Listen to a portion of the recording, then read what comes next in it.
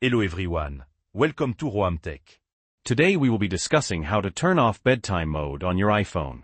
It's a simple process, so let's get right to it. First, you need to open the Health application on your iPhone.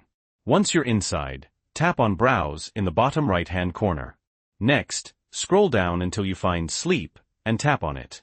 Now that you're in the sleep settings, scroll down again and find Full Schedule and Options under your schedule and tap on it. Alright, here's where you'll find all your sleep schedule settings.